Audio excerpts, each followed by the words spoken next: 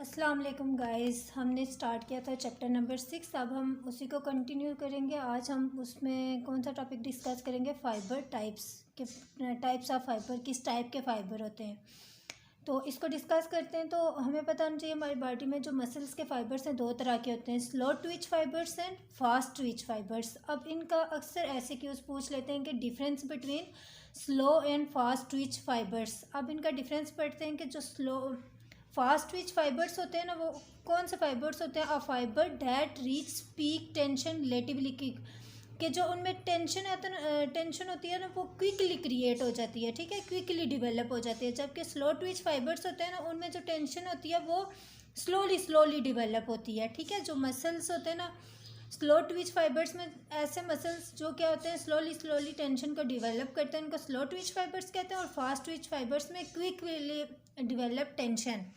जो fast twitch fibres होते हैं ना, उनका जो डायामीटर होता है वो लार्जर होता है then slow twitch fibres. Third difference इसमें यह है कि फास्ट ट्विच फाइबर्स क्या होते हैं, usually fatigue more quickly than do slow twitch fibres. अब देखो कि ये ऊपर डायग्राम्स शो कर रहे हैं कि यहाँ पे क्या होती है, ट्विच टेंशन हो रही है, ठीक है। ये फास्ट ट्विच है और ये स्लो ट्विच फाइबर्स हैं। फास्ट ट्विच फाइबर्स में क्या होता है, फास्टली क्या हो गया है, टेंशन डेवलप हो गई है। फिर वो क्या होते हैं, जितनी फास्टली उसमें टेंशन डेवलप हुई है ना, उतनी फास्टली वो क्या मसल्स क्या होंगे, फटीक हो जाएंगे। जबकि स्लो ट्विच फाइबर्स में क्या होती है, स्लोली स्लोली स्लोली वो क्या कहता है, पीक पे जाता है। देन जो उसमें फटीकनेस होती है वो भी स्लोली स्लोली फिर जाएगी फटीक मसल्स, फिर स्लो ट्विच फाइबर्स भी स्लोली स्लोली फटीक होंगे, ठीक है। देन आगे हमें बता रहे हैं कि जो फास्ट ट्विच फाइबर्स है ना, उनको दो कैटेगरीज में डिवाइड किया गया है, एक टाइप 1 और टाइप 2। टाइप जो फर्स्ट टाइप जो फास्ट ट्विच फाइबर्स है ना, वो क्या करते हैं कि फटीक के अगेंस्ट रेजिस्टेंस को शो कर देते हैं, ठीक है।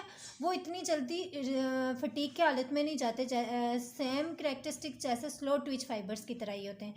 देन जो सेकंड टाइप है फास्ट ट्विच फाइबर्स की, उनका जो डायामीटर होता है वो क्या होता है, इंक्रीज होता है। और क्या होता है, उनमें माइटोकॉन्ड्रियाज भी होते हैं और वो फटीक की हालत में क्या रैपिडली फटीक हो जाते हैं, ठीक है। देन जो होते हैं ना स्लो ट्विच फाइबर्स, उनको क्या, ये हम ये वाला देखते हैं इसमें कि स्लो ट्विच फाइबर्स को हम टाइप 1 कहते हैं और उनका नाम क्या है, स्लो ट्विच ऑक्सीडेटिव, ठीक है। अब फास्ट ट्विच फाइबर्स को हमने टाइप 2A और टाइप 2B में डिवाइड किया है। टाइप 2A को हम क्या कह रहे हैं, फास्ट ट्विच ऑक्सीडेटिव ग्लाइकोलाइटिक्स, और टाइप 2B को फास्ट ट्विच ग्लाइकोलाइटिक। अब इनका डिफरेंस हम पढ़ते हैं कि कंट्रैक्शन स्पीड जो होती है ना, वो स्लो ट्विच फाइबर्स में स्लो होती है और फास्ट 2A में फास्ट, इन दोनों में फास्ट ट्विच फाइबर में फास्ट होगी। अब फटीक रेट हमने पढ़ा है कि जो स्लो ट्विच फाइबर्स होते हैं वो स्लो फटीक, उसने वो इतनी जल्दी फटीक के हालत में नहीं जाते, बल्कि जो फास्ट ट्विच फाइबर्स होंगे ना, उसमें जो टाइप 2A होगी वो इंटरमीडिएट होगी और टाइप 2B क्या होगी, फास्ट होगी। देन जो डायामीटर होता है फास्ट ट्विच फाइबर्स का, डायामीटर क्या होता है, लार्ज होता है, और स्लो का क्या होता है, स्मॉल होता है। ATPase कंसनट्रेशन जो होती है स्लो ट्विच फाइबर्स की क्या होगी, लो होगी, और फास्ट ट्विच फाइबर्स की क्या होगी, हाई होगी। देन माइटोकॉन्ड्रियल कंसनट्रेशन जो होती है ना, वो माइटोकॉन्ड्रियल कंसनट्रेशन वो क्या होती है, स्लो ट्विच फाइबर्स में हाई होती है, जिसकी वजह से वो मसल ज़्यादा फटीक की हालत में नहीं जाते, ठीक है।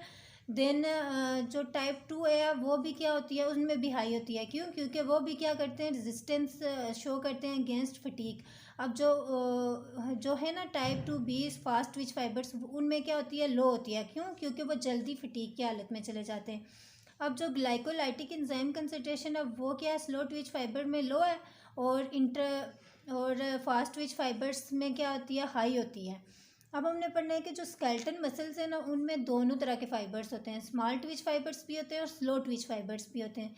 लेकिन उनकी जो अमाउंट है ना, वो वेरी करती है from muscle to muscles and individual to individuals. Example देख लेते हैं कि फॉर एग्जांपल जो सोलेस मसल है हमारी बॉडी में, वो क्या, उसमें क्या होते हैं, स्लो ट्विच फाइबर्स क्या होते हैं, ज़्यादा होते हैं as compared to fast twitch fibres.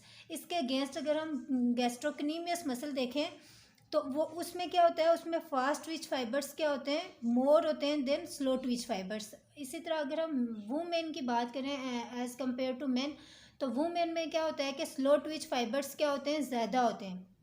अब क्या है, इनकी जो दोनों की कंसंट्रेशन अगर ज़्यादा होगी तो कोई डिसएडवांटेज नहीं होगा, एडवांटेज ही होता है। इनके बेनिफिट क्या है वो देखते हैं। High concentration of fast twitch fibres is advantageous. क्यों? क्योंकि उसमें क्या होता है, फास्ट मूवमेंट को जनरेट करवाना होता है, इसलिए इनका भी क्या होता है, फ़ायदा ही होता है। Then slow twitch fibres beneficially for activating requiring endurance, के टाइम रिक्वायरिंग जो एक्सरसाइज होती हैं उनमें स्लो ट्विच फाइबर्स हमारे लिए क्या होते हैं, बेनिफिशियल होते हैं। नेक्स्ट है फाइबर आर्किटेक्चर्स, के हमारे फाइबर्स किस तरह के होते हैं। जो हमारे मसल्स फंक्शन है ना, उसमें क्या होता है कि एक फंक्शन ये भी होता है कि अरेंजमेंट ऑफ फाइबर्स, के फाइबर्स किस तरह से अरेंजमेंट हुए हुए हैं। दो तरह की अरेंजमेंट होती है, एक पैरेलल अरेंजमेंट होती है और एक पीनेट फाइबर अरेंजमेंट होती है। पैरेलल अरेंजमेंट में क्या होता है कि pattern of fibres within a muscles in which the fibres are रफली parallel to the longitudinal axis of the muscle. इसमें जो फाइबर्स होते हैं वो पैरेलली अरेंज हुए हुए होते हैं, जबकि जो पीनेट फाइबर्स अरेंजमेंट है ना, उसमें क्या होता है कि pattern of fibres within a muscles with short fibres attaching to the one or more tendons. इसमें क्या होता है कि जो मसल्स होते हैं ना वो टेंडन्स के साथ अटैच हुए होते हैं, ठीक है। पिनेट फाइबर्स क्या करते हैं कि arrangement promotes muscles force protection, ये क्या करती है, फोर्स को प्रोड्यूस करती है। और जो पैरेलल फाइबर अरेंजमेंट होती है उनका क्या बेनिफिट होता है, वो क्या करती है, फैसिलिटेट्स मसल शार्टनिंग, वो मसल शार्टनिंग में हेल्प करती है। Thank you.